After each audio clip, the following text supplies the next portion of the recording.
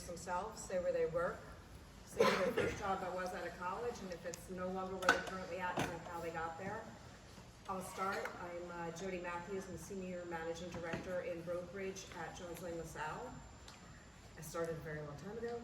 I started as an administrative assistant at a commercial real estate firm outside DC because that's the only job I could get.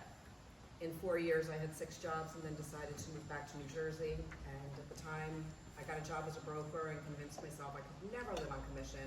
I would do it for a year and I'd find like an asset management or development deal. That was 30-something years ago, and I'm still a broker living on commission, and it's kind of fantastic for me. Can't complain. Alex? Alex Friedenberg, also work at JLL. I'm an associate. I've been there 2.5 years. Focus on office leasing, tenant representation, and we represent landlords, so agency leasing too. My first job out of school was at ADP, and I was doing something completely different. I was selling retirement service products to people who had ADP payroll, 401ks and IRAs and things like that, but taught me a lot about the sales cycle. And I was interested in real estate, and then I just kind of worked my network and parlayed that into real estate. And yeah, you really talk about brokerage. So we'll see if I can go 30 years. Chelsea? I'm Chelsea Chamra. I'm a senior interior designer at Ware Malcolm's. It's an architectural firm in engineering. I've been with my company 10 years now. I actually started interning with my company, so I've been there ever since. Hey everyone, my name is Tyler Conley. I am a project engineer for Turner Construction. It's a construction management firm. Similar story to Chelsea. Been with the company for 10 years. Started out doing HVAC design on the engineering side and decided design wasn't for me, so I shifted over to the construction side and been there ever since. Hi everyone, my name is Ellen Korn. I work at Gensler. It's an interior design and architecture firm. I've been there for about 8 years. I've also done some residential government work, a lot of professional service work in the industry, and I've always really been in the design world. We have a question for you all. Raise your hand if you're a finance major. Oh my God, is anybody not a finance major? What do we have? I'm sorry? Business analytics and information. That's fantastic. Same? Marketing. Marketing? Say marketing, Marketing? econ, Econ? accounting, Accounting? economics. Okay. Good, you guys all do a lot of numbers. The reason we ask that is real estate has so many different facets to it and so many different people that you can work with in different disciplines, whether it's design, construction, brokerage, debt servicing, ground up design and land use attorneys and that kind of thing, that you need a little bit of knowledge about all the different things, that go into it, because any project has a lot of different hands with a lot of different personalities and a lot of different backgrounds in it.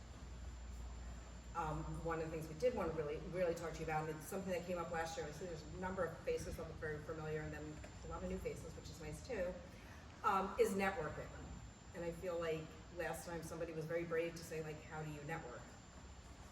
And so what I want to do is kind of ask this panel, like, how do you network and who do you network with?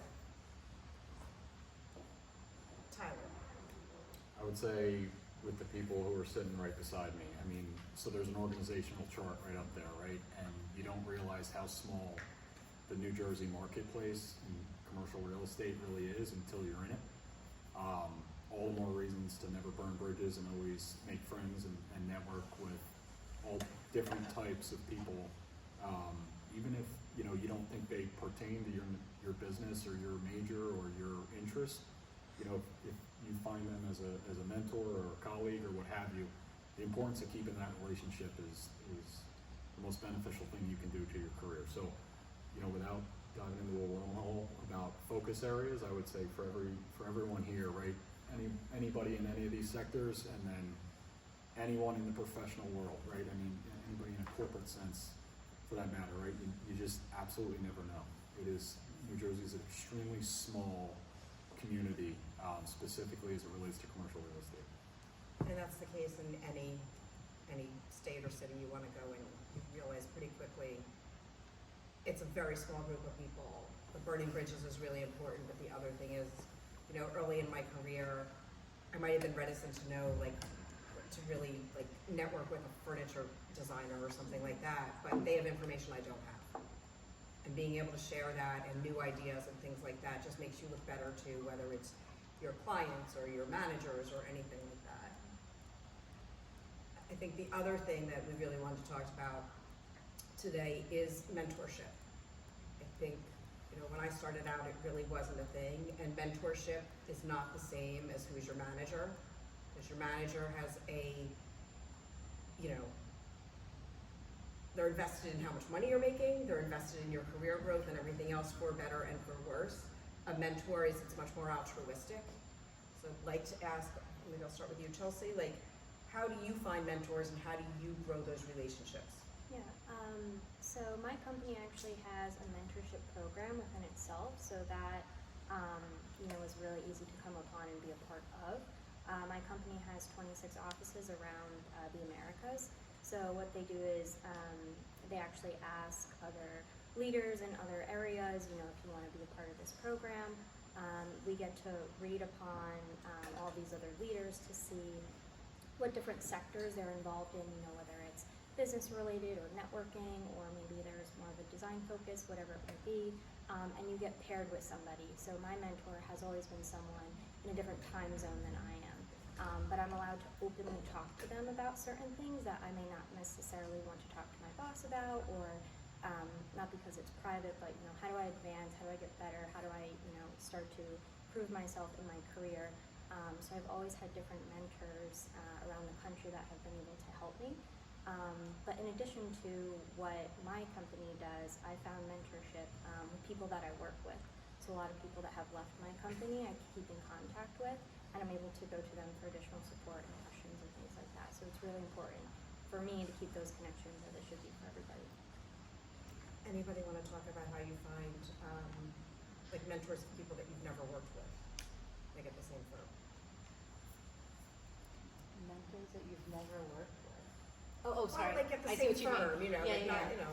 Sorry, I was thinking like a different kind of question. Mentors that you never worked with. So, you know, a lot of it too is, like, I find when I was young starting out, I start to really gravitate to people that I really enjoyed how they worked and the work that they did. And this goes beyond like just design, right? You could find it in any sort of area that you work with, whether you're like in finance, you're like, wow, I love how they do all of these numbers or spreadsheets, or I really like the projects they work on.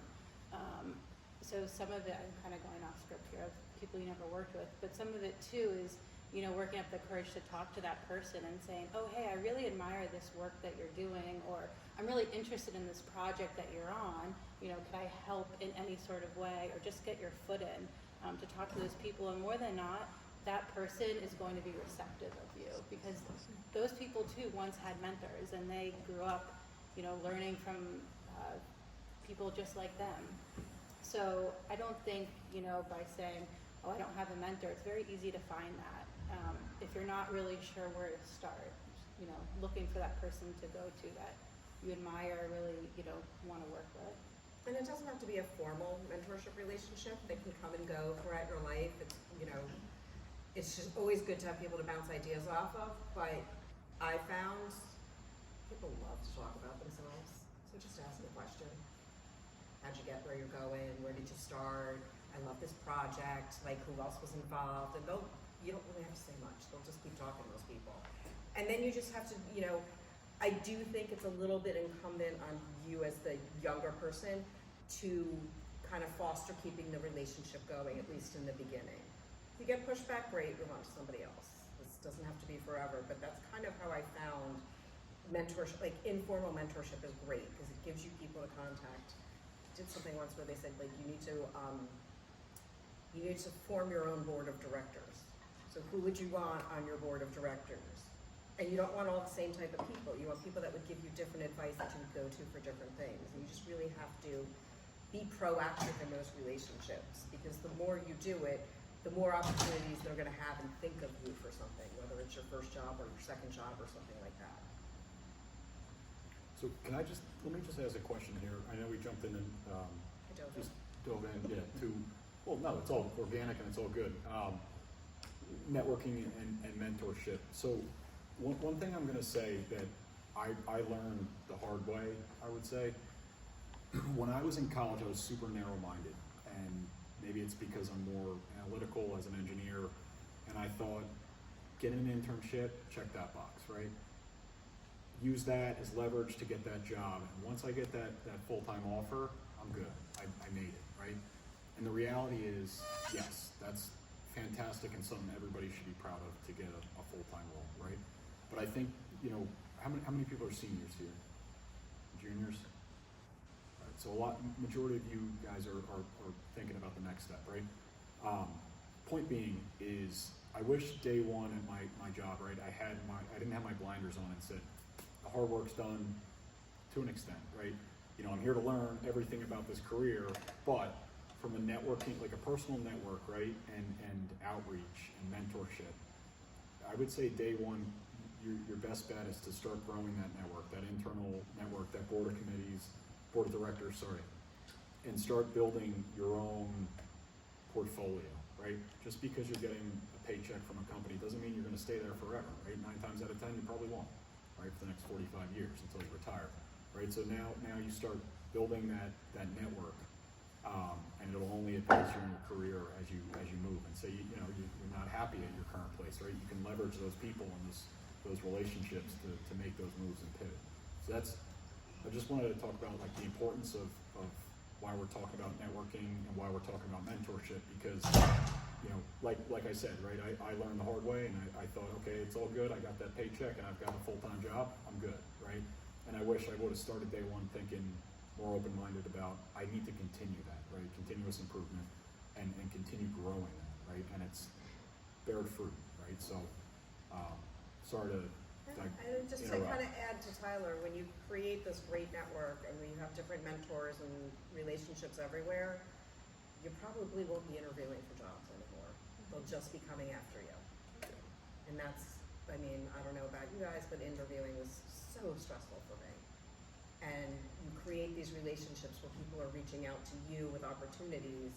It makes that easier that you can focus on your job, because typically I find that looking for a job is a full-time job. And that's hard to do when you have a full-time job.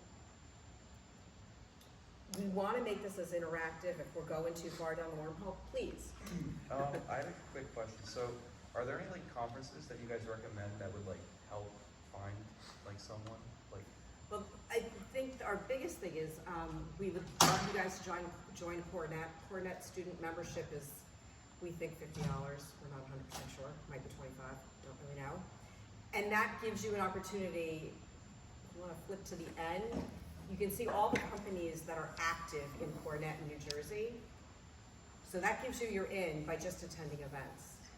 And we're going to do an event later this year. I'm sure you guys have all heard about Netflix and what they're going to do at Fort Monmouth.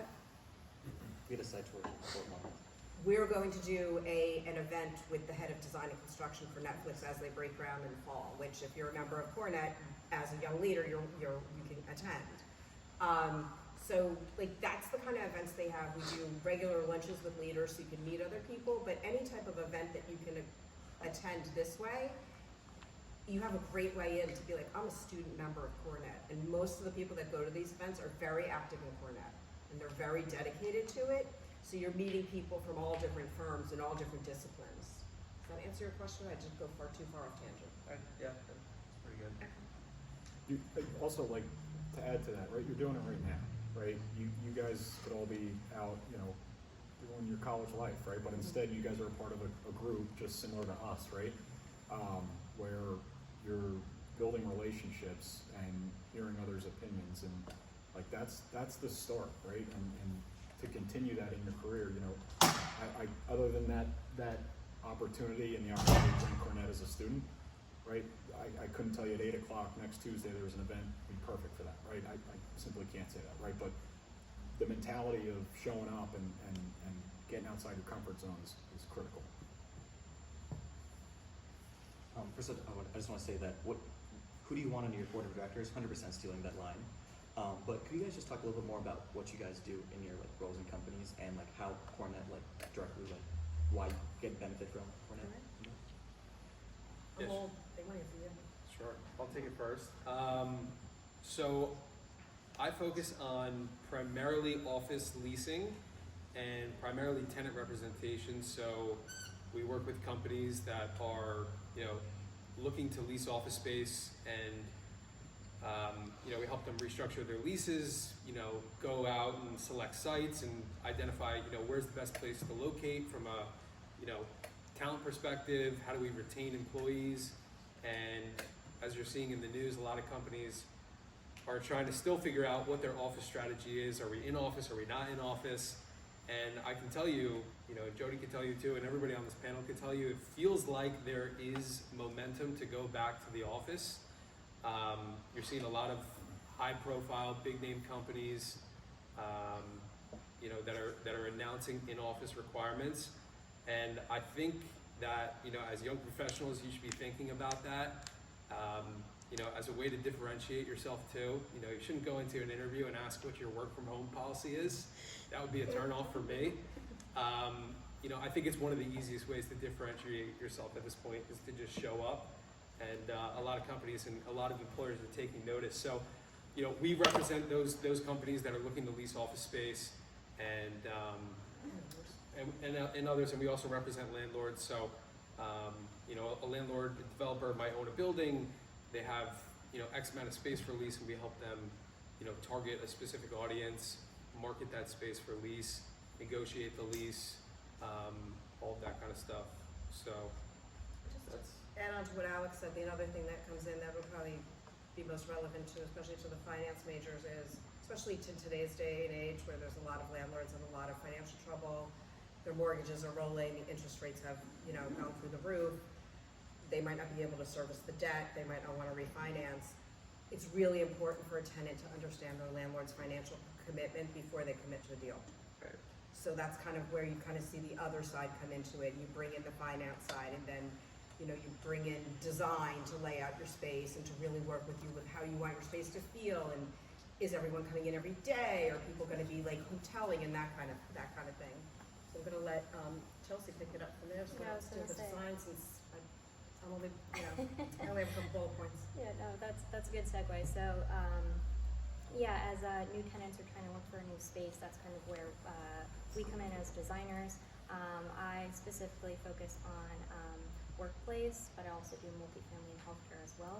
In terms of the workplace environment, we do, for example, take a tenant, try to find a space where they can fit, and we design everything from the look and feel, how you enter through the space. Does what anybody your have any flow is. questions about what she means by workplace and how they get there? Okay, just check it. Okay, great. So we take everything from, the initial concept. The client comes to us and says, I want 20 offices, but I want a huge training center that I could change into a big place where I can have events, after work, and I want a wellness room and a pantry. They kind of give us their whole list of wishes that they want. And it's our job to see what we can make happen, what we can make work, what we can make fit within the space they may have or within the space they may want to have. Then from there, we do everything from what's the color of the wall, to what does the furniture look like, the ceiling, everything, and then we bring it through construction with a general contractor, I should say. And then Tyler comes in. Yep. And then I come in.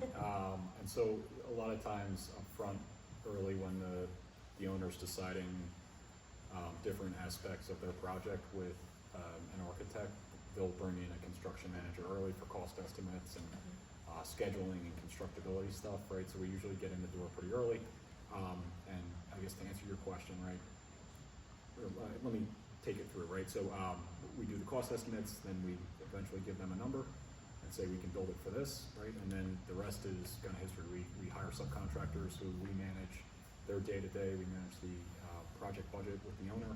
So every dollar going in and out of that project is overseen and managed. Coordination with architects and engineers for designs and or scope gap or confirmation of questions or what have you, is all coordinated by us. Then we turn the building over and hopefully the owner's happy. To answer your question though, right, and how this just organically kind of came up, right? Say Panasonic, where we use them as Alex found a great deal with Panasonic, right? Well, it just so happens I see Alex's name on the request for proposal, right? And I also see Chelsea's name. And we're just starting cost estimates, and I say, oh my God, I know these people, right? I'm friends with them. Pick up the phone, call them, hey, what does Panasonic hate? What do they like? What are they driven by? Are they driven by cost? Are they driven by schedule? Are they driven by, what is it, right? And what are those tidbits of information, right? And maybe during that process, or maybe even earlier, right, Alex is calling me up and saying, hey, can you give me a quick estimate on this, right? And he's leveraging that internal relationship. Or Chelsea or Ellen's doing the same thing, right? I say it's a small world because you're going to see the same names, and I'll tell you, 5 years in sales, I've seen people's names that I get like giddy about. I'm like, I know them, right? And you pick up the phone, you're like, hey, you working on this? And you're like, yeah, like, that's insane. So am I. All right, what's up? And then you get, you start having a conversation. So that's the leverage, and that's the best, yeah, the best part about it, right? And the other thing is it helps Tyler do his job better when he can pick up the phone and talk to Chelsea and kind of see what the pain parts are. I always think it's like fast, cheap, and good. You get 2 out of 3, you're not getting all 3, so figure out which 2 the client is Correct. focused on. Yeah. My answer is very similar to Chelsea's, then also echoing kind of like what Tyler was saying. Without scope yet? Yeah. Is that your No, just like getting excited when you're like, oh my God, this person's calling me and I know them from this other project, or I know them from like Corenet or other, industry events that there are. It's such a small world, where, Alex would call me one day and say, hey, I have a client and they're looking for some test fits. They just want to see how they're going to fit in their space. And I'm like, great, well, work on it for you. So there's so many different facets of how we're all really interconnected. I mean, this is kind of above, as you can see, the kind of how our tree is broken down of our processes, but there is so much overlap in it all. And even as a designer at the end, we're working closely with contractors, and it's all throughout the process. So there's a lot of overlap, I think, too, especially from the design side, as it brings you through from beginning to end.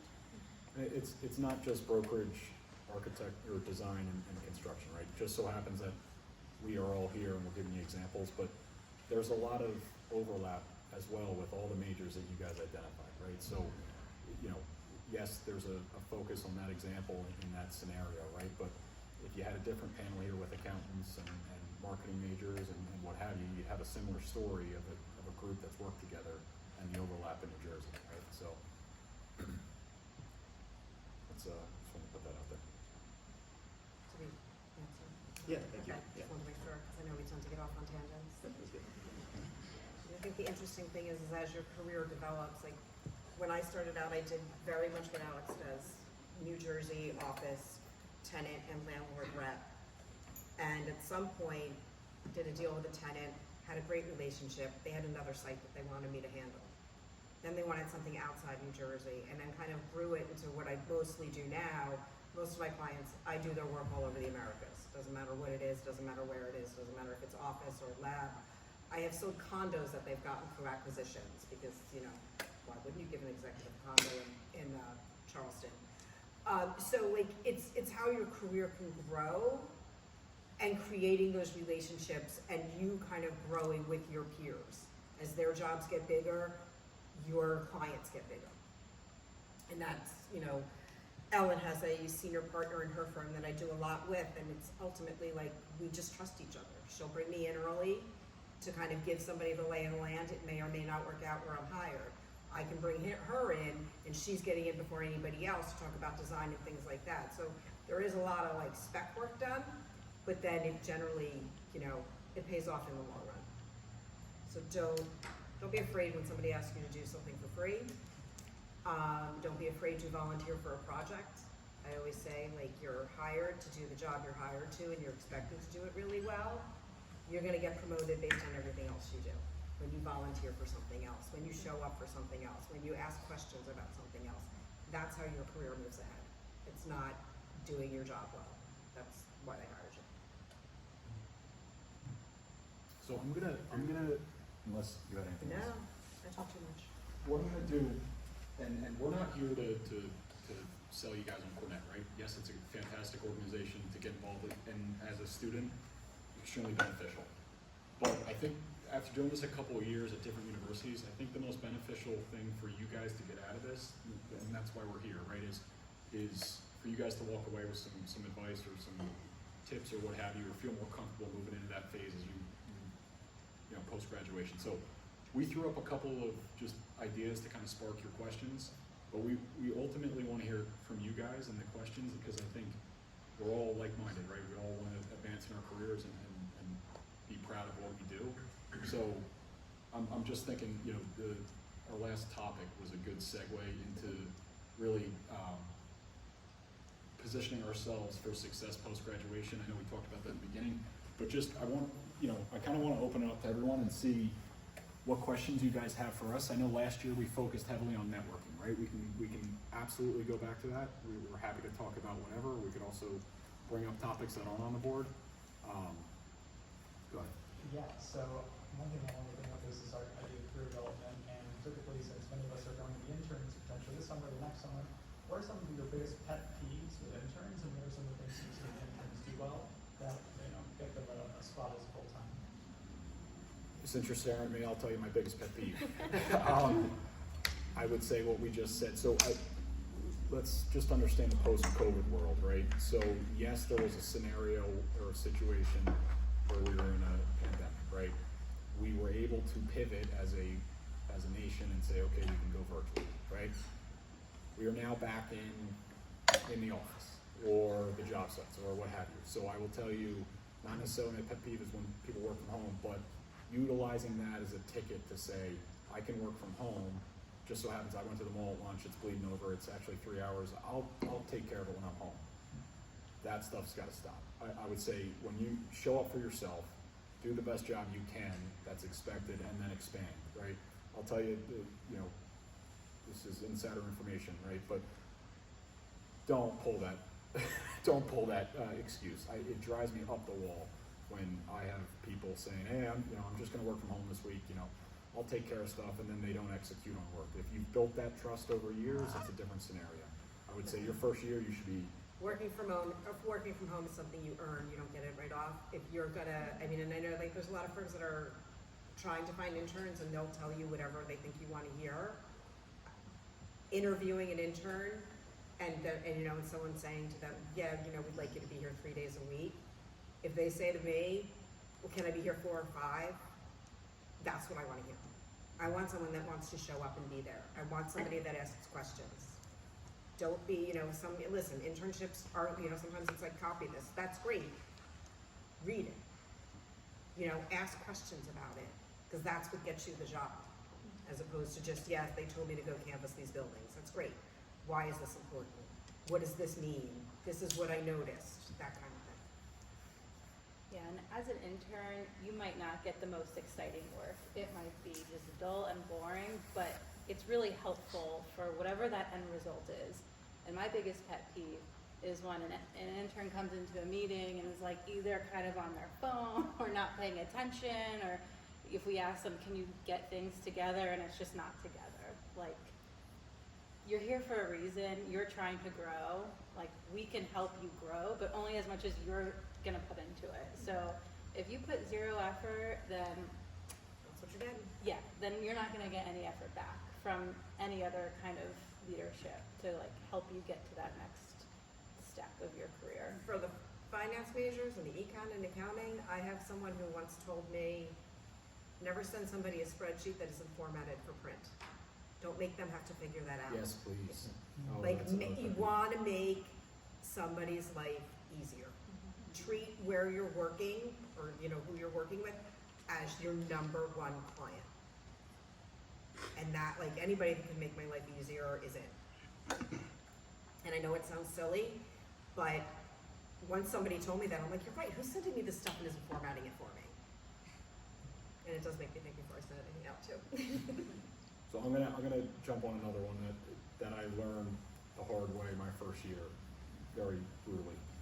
I went into my boss, he was an older guy, he was in his 60s, you know, hard knock, older gentleman, blue collar, and I went in with a problem, and I just barfed it out, right? I said, hey, you know, here's what's going on. And he said, don't ever come to my office again if you come in with a problem without a solution. He said, I don't even care if your solution's even in the ballpark of being right, but you can never step in here again. And he kicked me out of his office, and I walked out, my tail between my legs. And I'll tell you what, that to this day, 10 years later, has been ingrained in my head. Your manager isn't there. You got to show up, right? And even if you're wrong, it's okay to be wrong, but you're trying, right? Your wheels are spinning. You're trying, and your manager is there to help you redirect. That's what their job is there for, right? You're not going to be right 90% of the time, but that 10%, right? Now you're like, okay, the next time I'm going to do this. I'm going to pivot, right? And you're going to find the avenue for the best solution, right?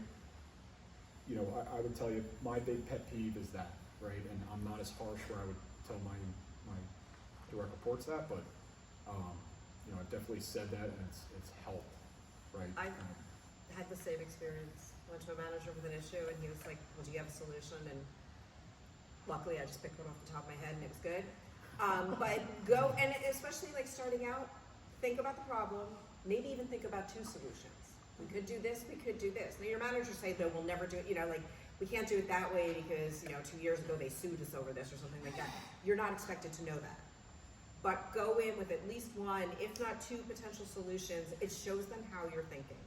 And that really is kind of the most important thing, is how you think and how you get there. And then learning from how you handled that situation, mistakes you've made, mistakes you've seen other people made. But the more proactive you can be with ideas, solutions, and so forth, the more your career is going to advance faster.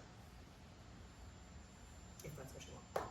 And I just want to add one thing too. It's not really pet peeve, but something we started doing within my office is always being alert and listening.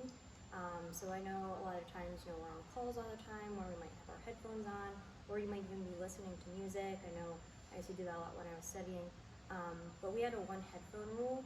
So no matter if you're listening to music, podcast, whatever it is while you're working, you always have another ear available to hear what's going on in your office, because that's where you're also going to learn the most as well, is overhearing conversations that other people may be having, whether it's internally, whether they're on the phone with somebody, how they're dealing with situations, how they're talking to other people. That's the best way to learn how to approach things as well, is to always be mindful and be listening.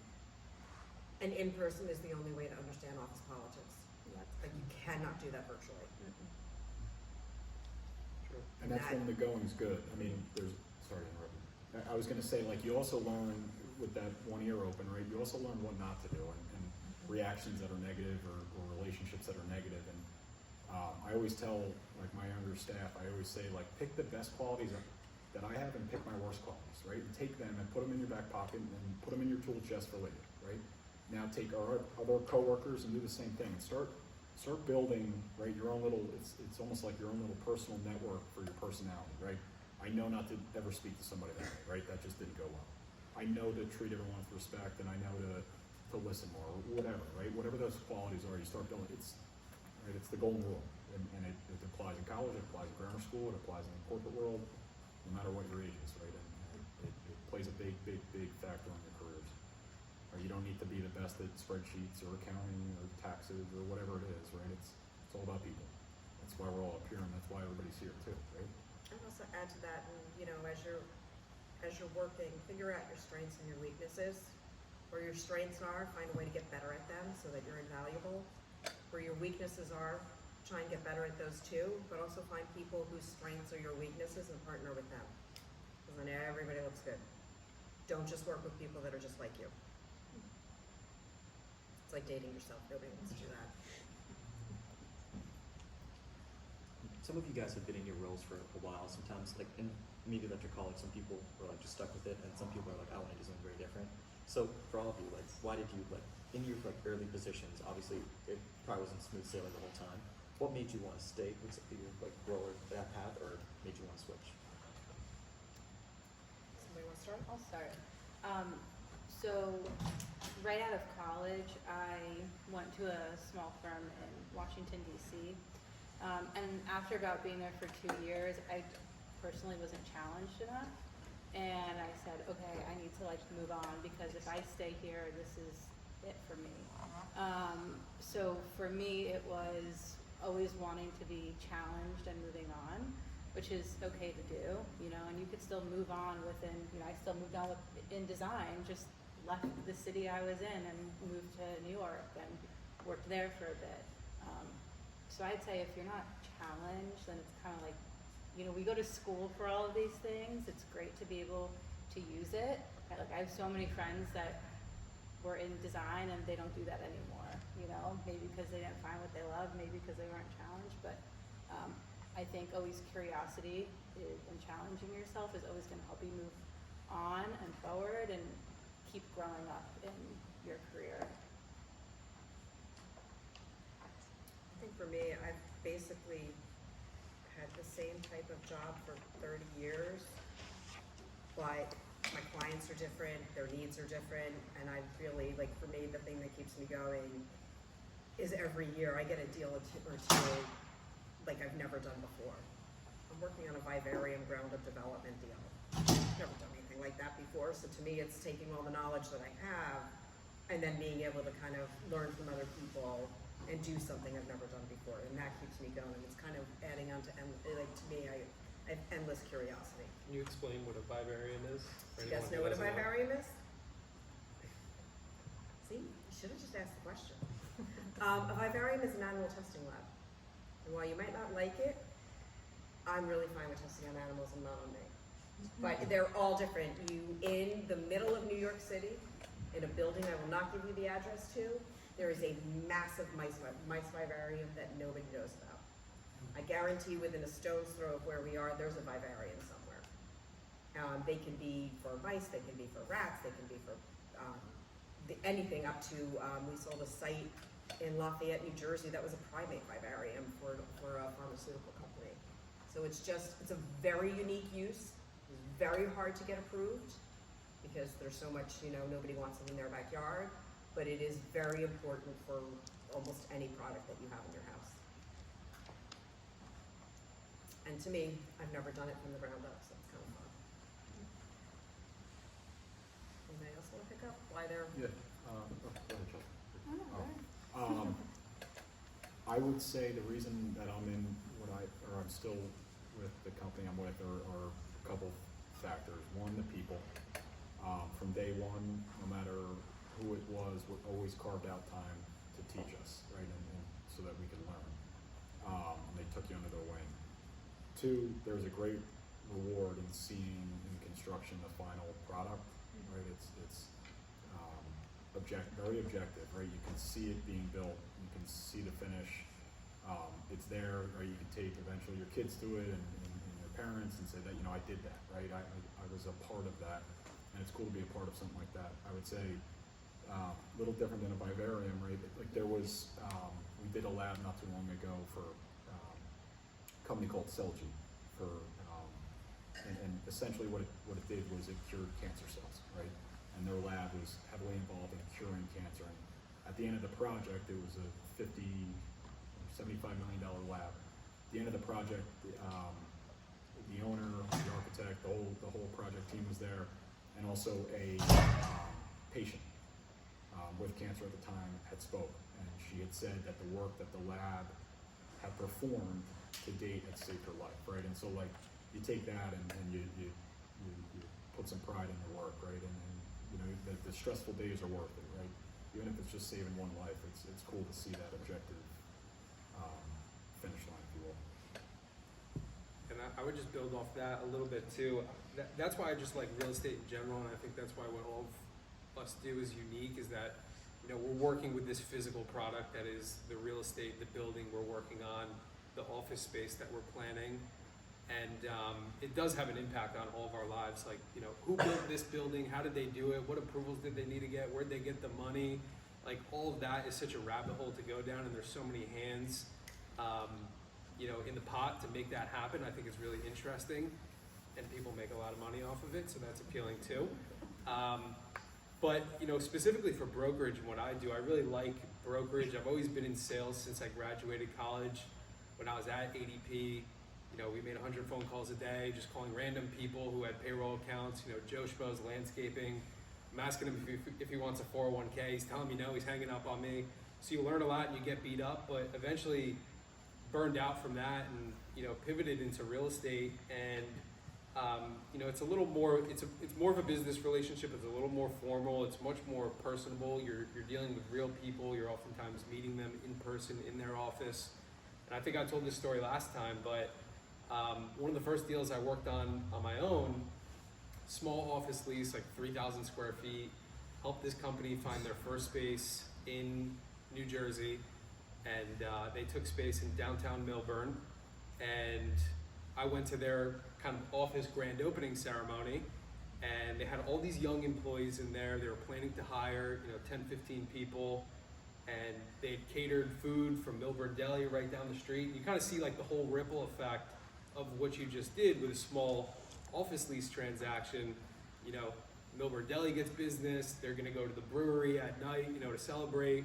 They're going to hire people from town to come and work and, you know, have a job and build a career. So I feel like real estate just has this huge ripple effect that, you know, you get a chance to, you know, help shape your community in a way too. So that's what I like about the business, and that's what's kept me in it so far. But I think your career is always going to be a moving target, and the second you don't enjoy showing up to work and, you know, you don't feel like you could just put the hours in and, you know, work past 5 o'clock if you need to, that's when you should probably reconsider what you're doing.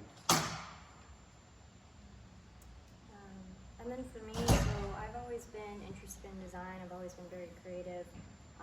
I could have taken that anywhere, you know, being an artist or, you know, doing something with fashion, anything really. But I went into architecture and then later found interior design.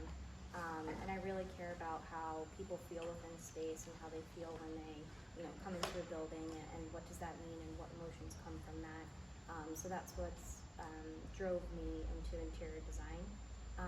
Within my company, I got very, very lucky due to the size of it, due to, you know, the different project types we work on. I've been able to focus on different sectors. So I've been able to work on office design, healthcare design, retail design, and that's given me the ability just within my company to test out new sectors and to learn new things. So that's something to think about too as you move on in your careers is, you know, what is this company that I'm potentially looking at going to do for me? You know, is there one path to the top? Are there multiple ways I can get there? Are there other avenues where I could study and I can learn new things? You know, we mentioned before we put so much time into school and learning, and when you graduate, it's just the same. You keep learning, so find what works for you. Well, one thing, I know nobody asked, but I feel the need to tell you because I've learned it over the last 10 years and I've seen it. I encourage you all to make as much money as you possibly can, right? 100%, right? I will never take that away from you.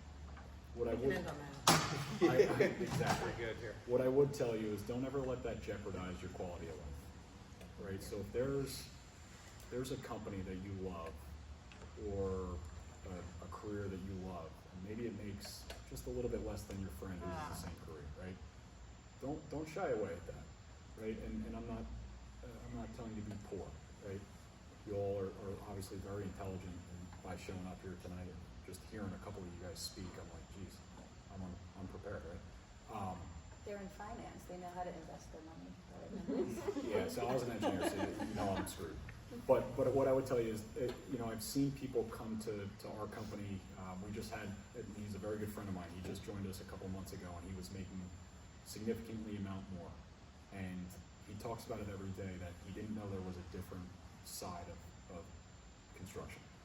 And the quality of his life is so much better. And he can see his wife now when he comes home, and he's not stressed, and he's not working 7 days a week, right? So my point being is don't ever jeopardize your quality of life for the dollar value, right? And the dollar value will always inevitably work out, right? Like I said, I encourage you to always try to make as much as you can, right? But don't ever let that jeopardize quality, in my opinion. Somebody said to me recently, the only one that knows that you're staying at work till 10 o'clock at night is your family, because they don't see you. So whatever your family is to you, whether it's, you know, children or friends or whatever, like, those relationships are critical. And don't, you know, lose sight of that. Except for Alex, he needs to stay in the office every night. I'll be Just there. kidding. I'm grounded. What other avenues do you want us to go down? Yes, please. Yeah, I had a question. What is something you guys think is unique to the New Jersey real estate market? That's a good question. I mean, I'm ready whenever you want, but you guys can start. I would tell you the best suited is probably, you've worked in multiple states, right? Oh, actually, you would be too. One, I'm gonna start with the New Jersey office market, because industrial is another beast, we can get to it in another thing, but mostly in New Jersey. Historically speaking, a lot of the office buildings in New Jersey were built for AT&T back when AT&T was a behemoth. AT&T would only pay an $18 rent number back in the 80s and 90s and whatever. So most of the crappy buildings in New Jersey were built with that in mind. This is the only rent I can get, this is all I can spend on construction. Well, that product is really old, it's really antiquated, and it really should come down and be redeveloped, and it's starting to be. And that type of product was a drag on the New Jersey office market forever. We always hovered, a friend that used to say 25, 25, 25. New Jersey is 25% vacant, the rents are $25 a foot, it's been going on for 25 years. Now it's probably 30, 30, 30. So it's not getting any better, but we're starting to see product come off. What we're really seeing more than ever, and every time there's an uptick in the market, everyone talks about a flight to quality. Everybody's moving to a better building. Well, that flight to quality has never been more real than right now, in that well-located buildings that are new, that are sustainable, that are well-located, that are near mass transit, are outperforming. You can be getting double the rents than you can in a commodity Class B $25, $30 building. So I think it's the disparity between the two. And then the second thing would really be New Jersey office real estate used to be very much owned by the big institutions. There's none left in New Jersey. It's all smaller REITs and private money, and they have completely different financial motivations than an institution that just needs like that X% return a year. They're gonna hold it for 7 to 10 years and they're gonna flip it. So you've got like generational wealth just holding onto assets waiting for the market to turn. So it's, you know, if you have a 25,000 square foot office deal now and you really want a modern facility in New Jersey, it is tough to find and you're gonna pay a lot for it.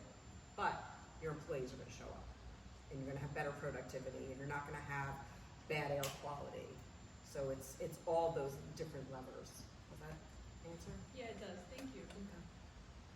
I would just add to that big picture too. I think what makes New Jersey so attractive is I feel like we have a few, you know, good things going for us. We have one of the most educated populations in New Jersey. I don't know the exact numbers, I should No, write we have down that states, statistic, okay. but we have some of the, you know, the highest concentration of like bachelor's degree, like one of the most educated populations, one of the most educated states, you know, one of the highest incomes in the state. We have one of the busiest ports, the Port of Newark, New Jersey, right next to Manhattan. That doesn't hurt either, the financial capital of the world.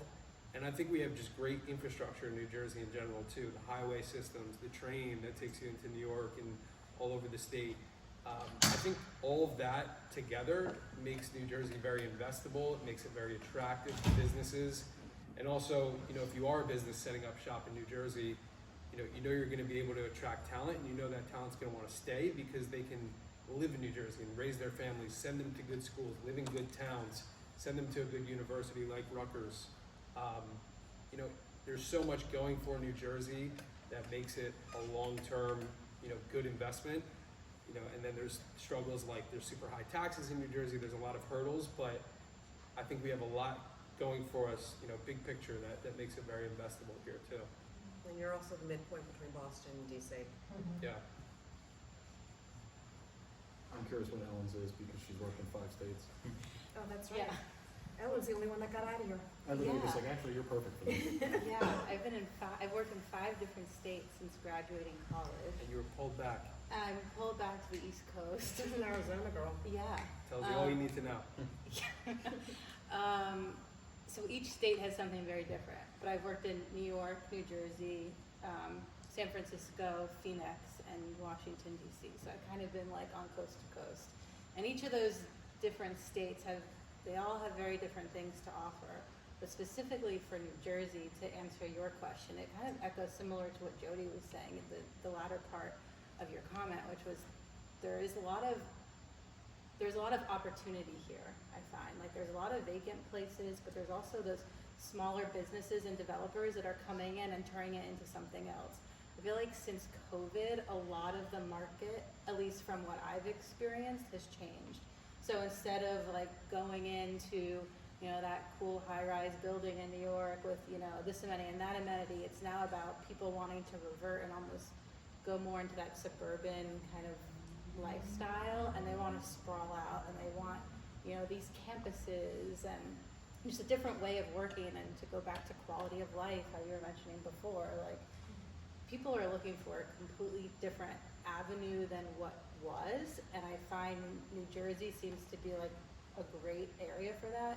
There's a lot of land, and a lot of it's undeveloped, right? Like you go into New York City and everything's like, you know, yeah, there's new buildings going up, but it's few and far between.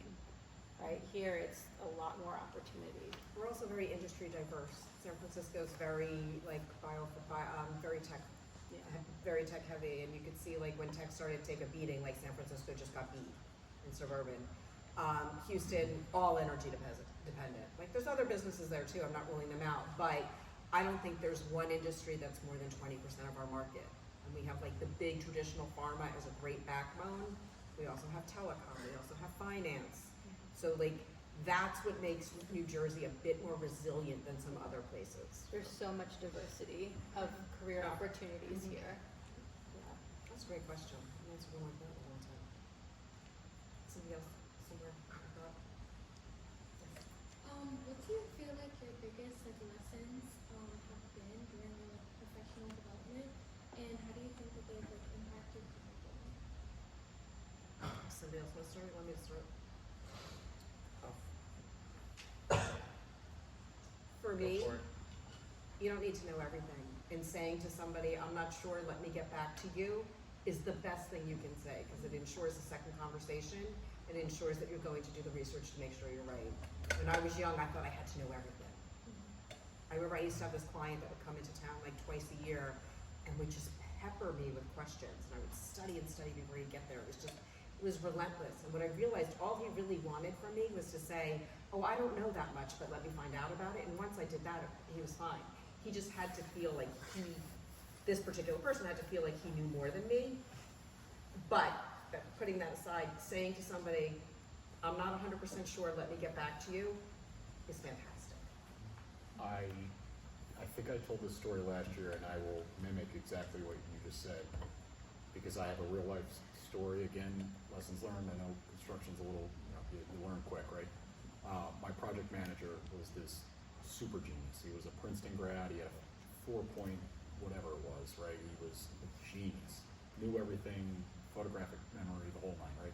He had asked me a question in a meeting in front of the owner and the architect and everyone, and he said, Tyler, whatever, right? He asked me the question, and I looked at him, and at first I wanted to make up something, right? Because that's just not in my nature, but I wanted to be able to give an answer, right? Even if it was wrong. And thank God I didn't, but I said, I don't know, but I will get back to you. And it got dead quiet, and he literally leaned over the table, like as if Jody's me, and he looked at me, and he said, that's the best answer you could have given me, right? And I would say, after mentoring and having direct reports, that's hands down the best thing you could say, because I'll tell you what, 9.99%, your manager's gonna see right through the BS, right? And I've dealt with it, and it creates a lack of trust. And if, to everyone's point, you don't need to know everything. It's physically impossible, right? There's stuff I don't know, right, that people ask me all the time. But if you're not honest about it, and you're not willing to say, I'm gonna go figure it out myself, and I'll get back to you, right? Then what are you worth, right? And what are you worth to that individual, that company, that manager, or what have you? Otherwise, you say I don't know, and they know you're working on it, right? So it's a small phrase, right? I'll get back to you, or or it's a small concept, right, to understand, but it's such an impactful concept that to just be truthful and say, look, I don't know, I don't know, right? But I will figure it out. And ask questions, like, when I said vivarium and nobody knew, somebody else doesn't know what it is. Maybe somebody else does, but in this room, somebody else doesn't know what we're talking about. So jump in, ask questions, it shows that you're interested.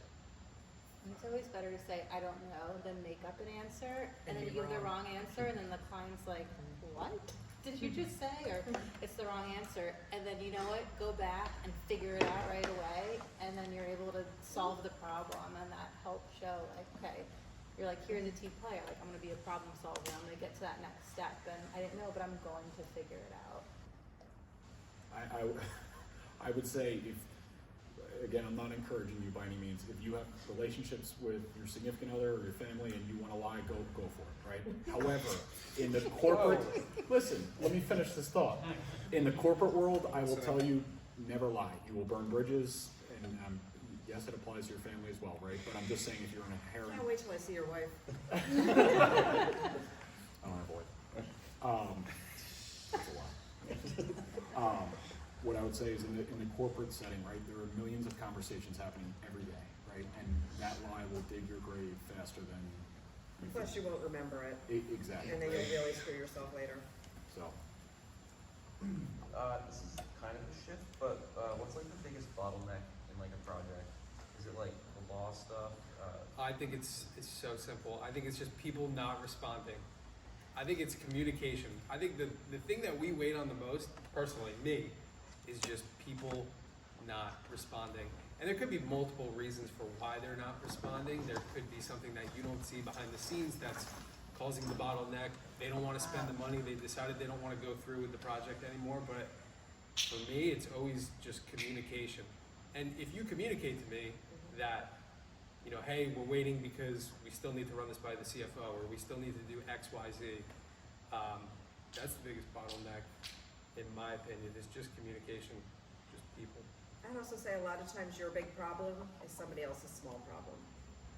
So like, Yeah, my dad used to always say the difference between a big problem is and a little problem is, a big problem is when it's mine, it's a little problem when it's yours.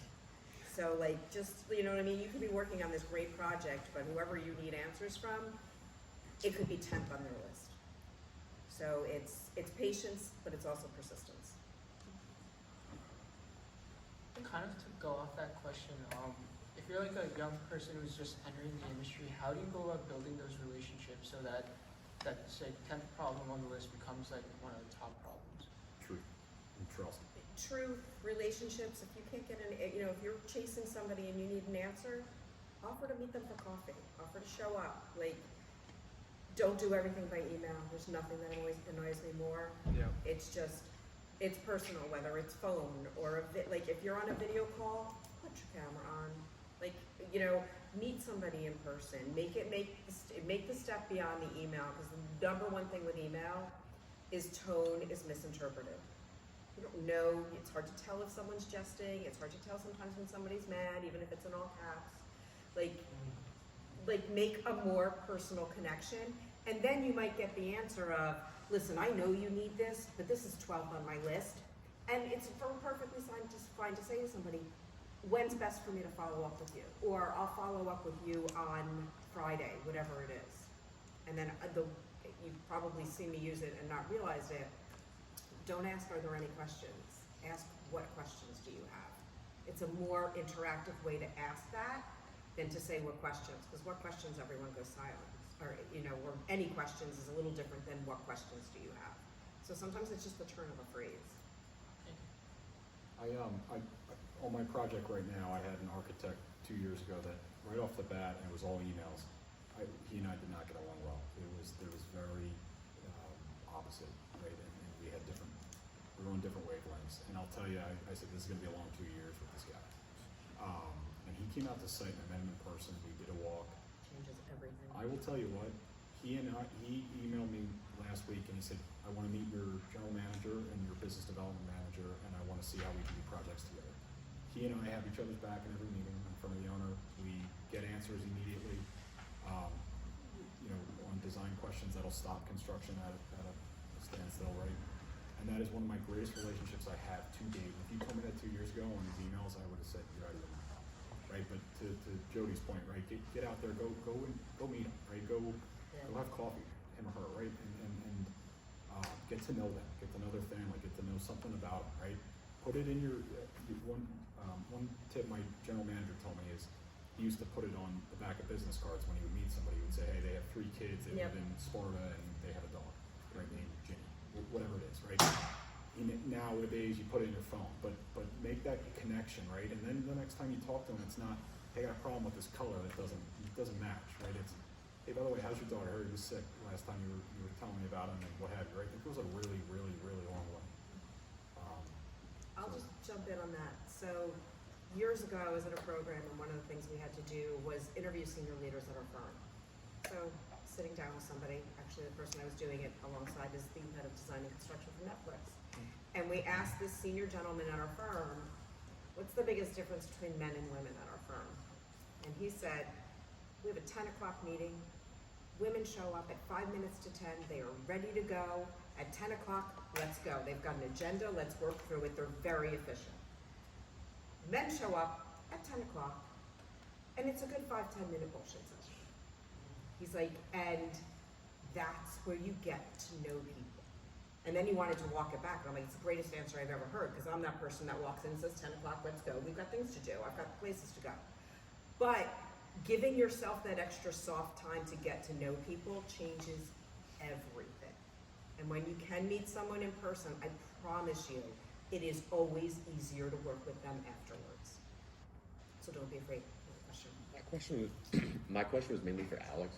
So you kind of mentioned that you worked in traditional sales at ADP, and then you kind of transitioned into commercial real estate brokerage. So kind of, first of all, why did you make that decision? And second of all, what are the main differences between traditional sales and like commercial real estate brokerage, and why do you prefer real estate brokerage? It's a good question. So I'll start with the differences. I think the main difference between what I was doing at ADP and what I'm doing now is the relationships and kind of what Jody was speaking to. Just the way that ADP was set up. I mean, ADP is a huge company. It's a machine at this point. And my job was solely to reach out to the person who had a payroll account, see if they've been made aware that they can set up this retirement savings plan. And if they haven't, sell them on the dream. And, I did that.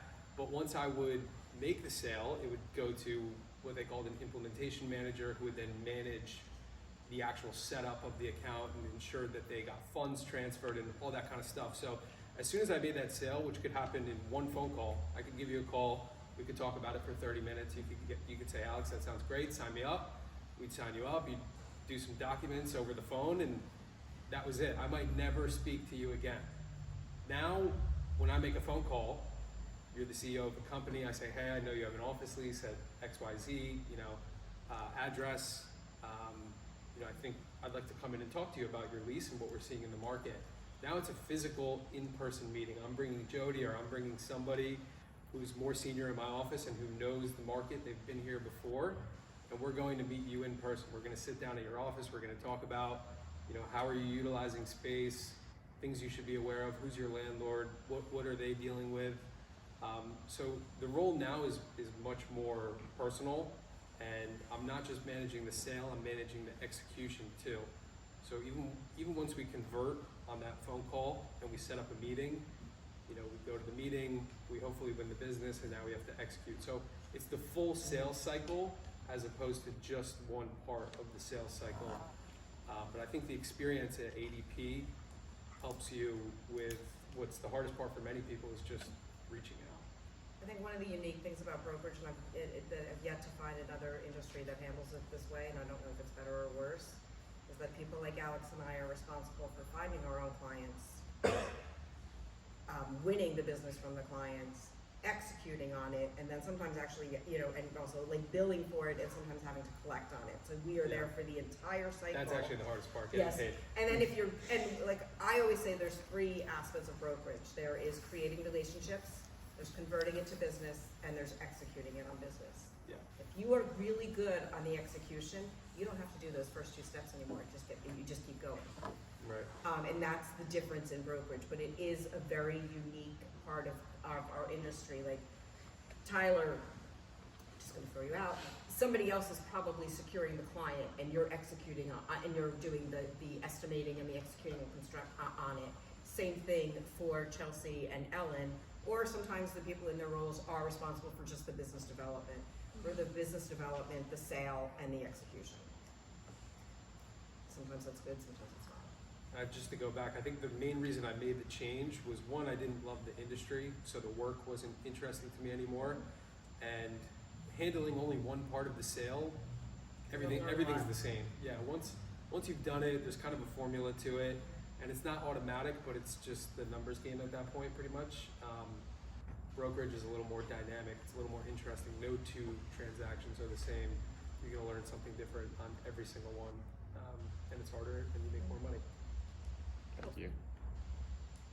Hopefully. It's good years and bad years. Yeah, that's true. What else do you guys want to talk about? Pretty good on time. We're on time. Do you feel like Jersey is the best place to live in the States? Well, my family's here, I'm screwed.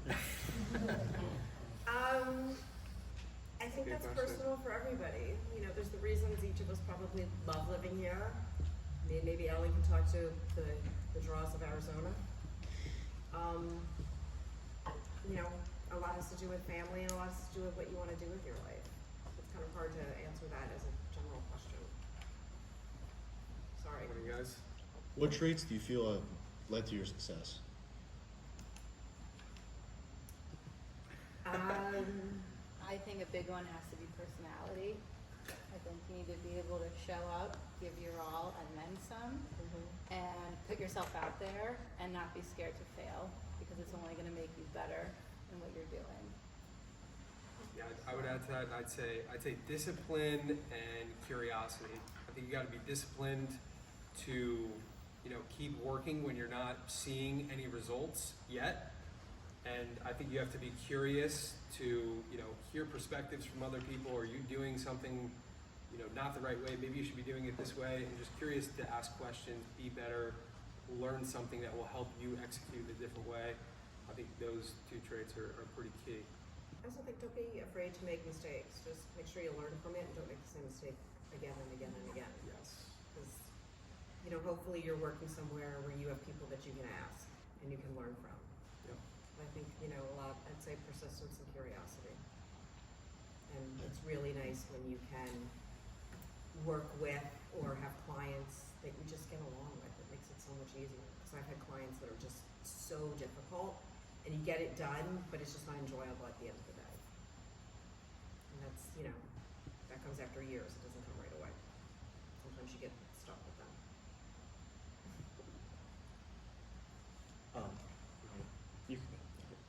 Let's say hypothetical student, junior, senior, looking for a internship or a full-time position, and they have no one in their network. What would you do? Like, what would you? What Well, advice obviously, would we're you going to say join Corenet and show up at a couple of events Yeah. because you will meet people whether you want to or not. Mm.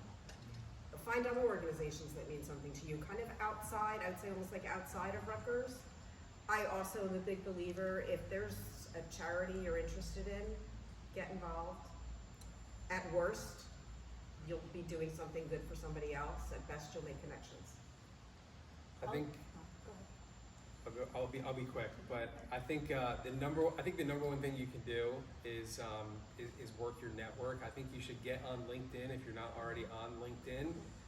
Social media for people, professionals, people in business. And one thing I did, one thing my brother did is start connecting with people you know.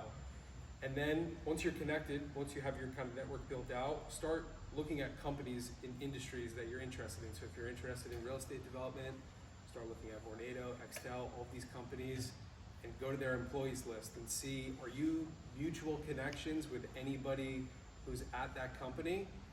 And then I'd say don't be afraid to ask that person who you're a mutual connection with, how do you know this person, and would you be comfortable making an introduction? And I when think- you meet somebody and you're saying like, I'm a freshman at Rutgers with a major in finance, a minor in real estate or something like that, you know, you're curious, you're talking to them, when you're wrapping up any of those conversations, say, is there anybody in your network that you think it would be worthwhile for me to reach out to? And if they say, yeah, you should talk to so-and-so, great, would you mind introducing me? Like, ask that question every single time. I had a manager years ago that called it lily padding. Like, you got here and use that person to get here, and then use those person to get there and there. Because the more people you meet, and you know, it's not just Corenet, it's any organization that you join, be active in it. And you have, and I think I said this last year, like, you guys have the greatest opening line right now. I'm a freshman at Rutgers. What do? You don't have to know anything else. That's it. Yeah, I'd say you'd be shocked, you know, the people who take that meeting. The other thing is, like, use your like you guys all have a network right now. It's all of you and it's all of your friends that have graduated a year or two ago. So something I did as well is I reached out to friends that were, when I was a sophomore, you know, they were juniors and seniors, graduating, moving on. I kept in touch with them. And then when it was time to actually apply, you know, LinkedIn wasn't like a huge thing when I was graduating college, but I think it was like Facebook everyone was all into, right? So I reached out on Facebook them and saw where they were working. And then I'd say, oh, well, I see at this job, there's this online, there's this career opportunity. So then I'd email them and say, hey, I see at, you know, such and such firm that you're at, there's this opportunity and I'd be really interested in talking to you about it. You already have that relationship with them. You went to school with them. They know you better than this new potential employer.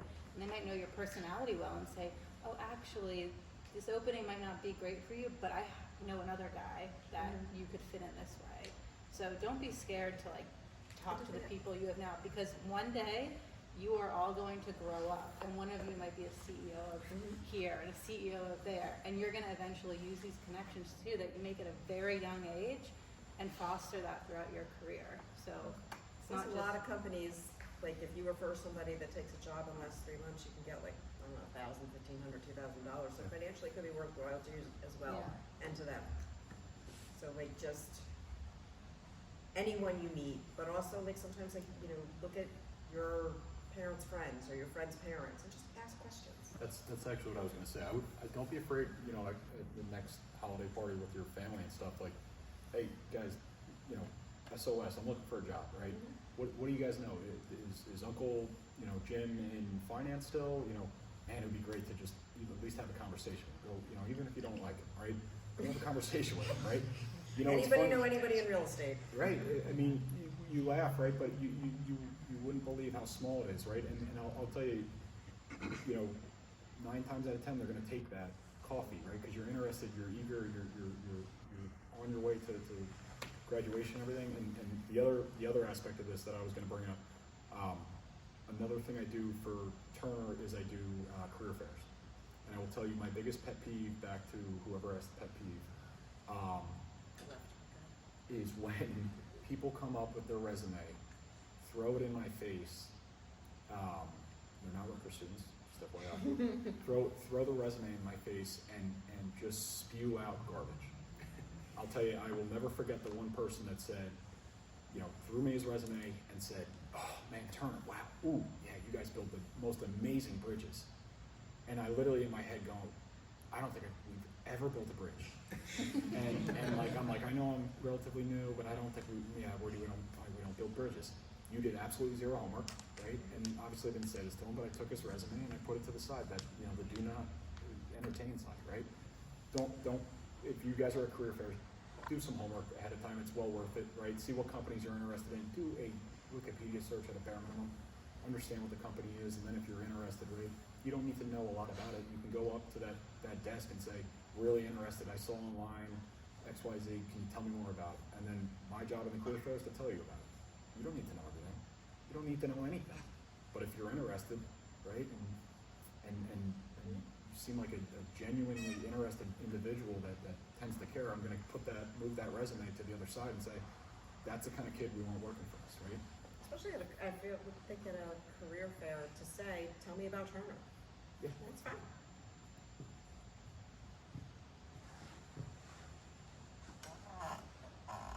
What else?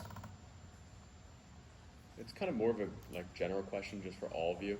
Like I know it can vary from day to day, but what is your like typical day of work? I love what I do because my day is never the same. I'm dead serious. Like one of the reasons I love brokerage is it's never the same and it's super flexible. So I can't help you there. Somebody else? I'd say it's working on one of the 3 phases that Jody kind of outlined of, you know, a deal cycle. I'm either prospecting for new business, trying to convert business. So prospecting looks like, you know, either doing research or making outreach.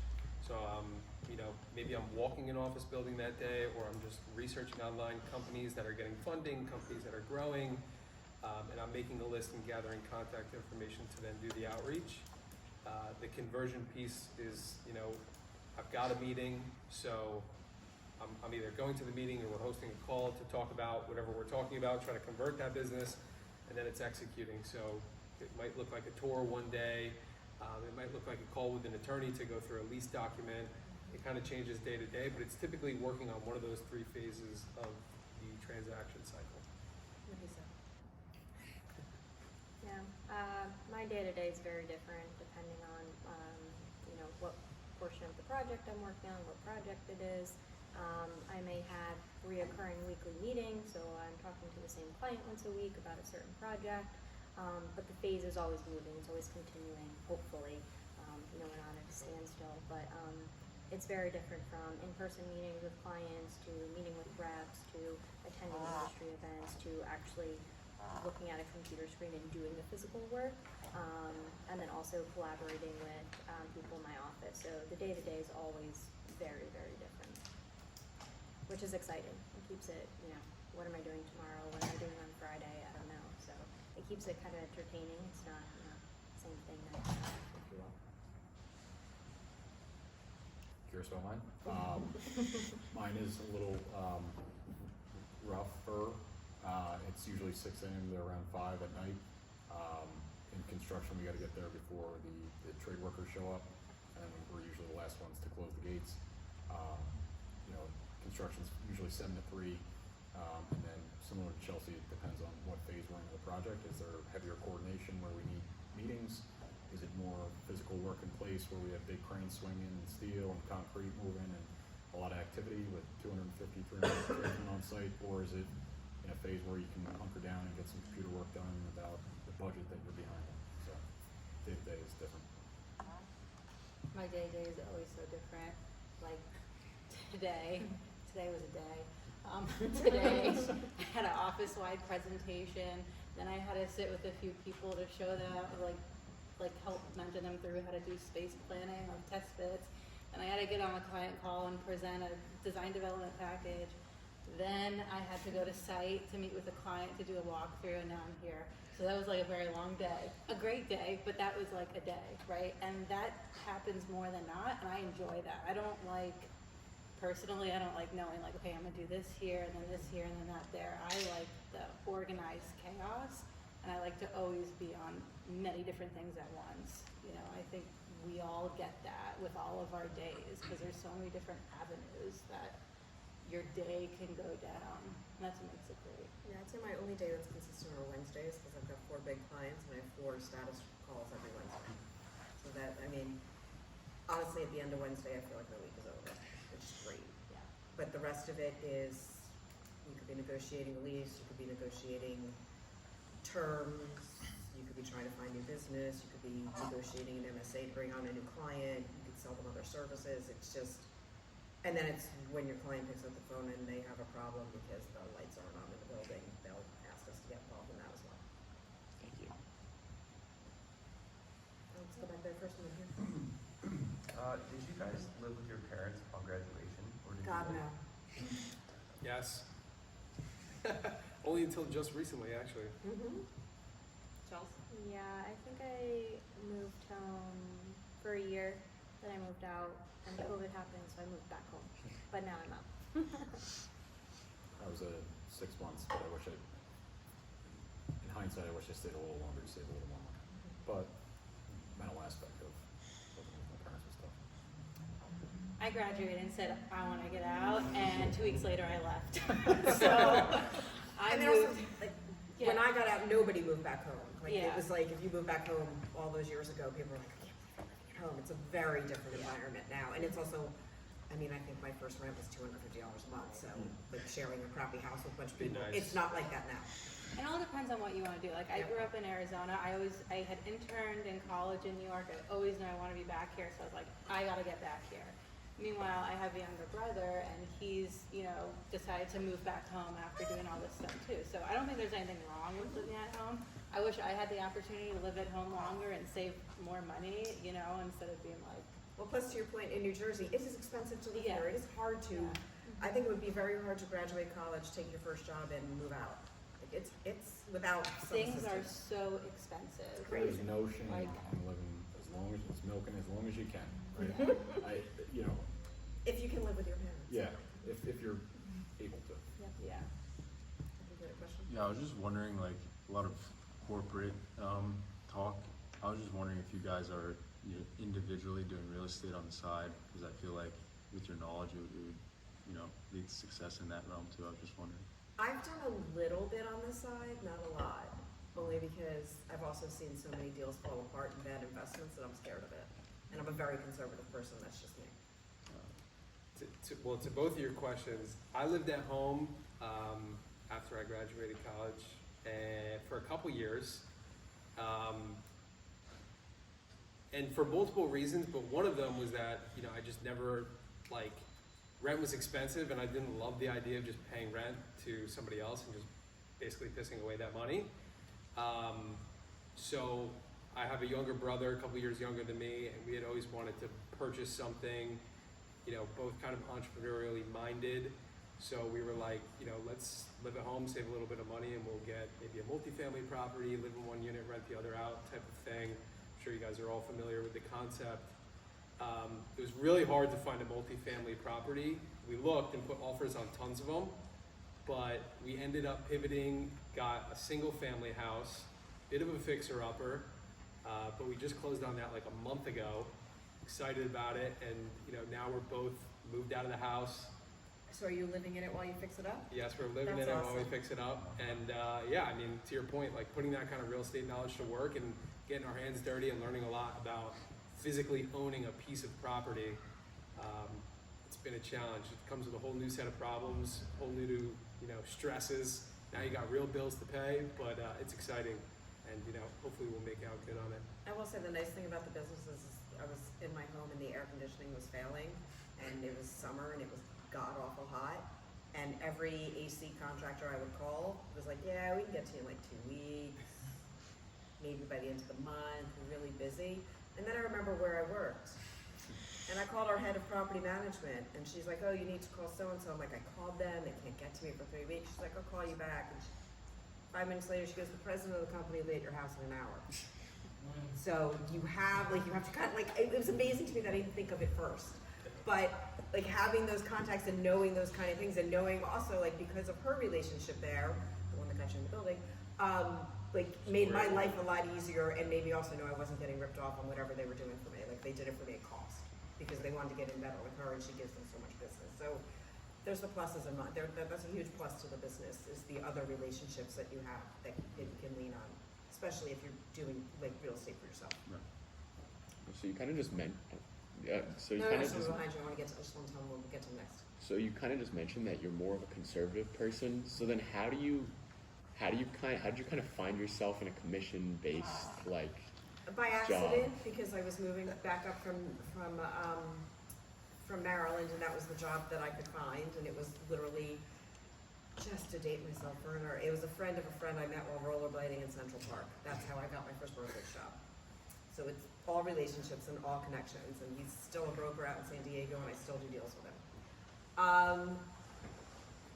The first year and a half, I kind of floundered, and I was contemplating what I was going to do next, and I was working on a deal in an office building in New Jersey, and the broker on the other side, his landlord was like, you should hire her. She's really good.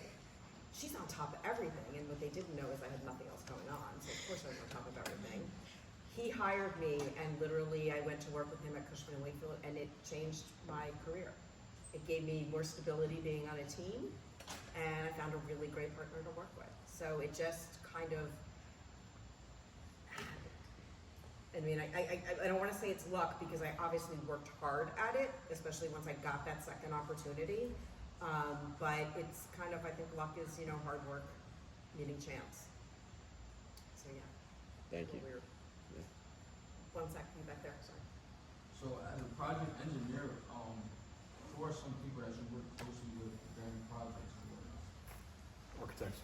Architect? Yeah, I would tell you 75% of my day is talking to architects. And the other 25 is with the owner, depending on what project it is and where we are in design and where we are in construction, but making sure that our field team has enough information to build, making sure that the products are on site approved and the shop drawings or anything that they're installing is approved. Maybe it's 50-50 with owner and architect, and then the balance of the whatever is left of the day, you're coordinating among your own internal team. Tom, would you want to talk at all about how you work with like municipality officials and building inspectors and that kind of thing? Because I think that kind of gets lost in it, and Yeah. it's very much of an art. Yeah, so the one aspect of our business, I'll tell you, I forget who asked about constraints or log jams earlier. I would tell you are all the permitting processes and approvals you need to build a job, right? So if I'm installing, right, light fixtures in this room, I need an electrical permit with the township, right? And so now the township, I go down to the town, I shake hands with the administrator of town in New Brunswick, right? And call for a permit, right?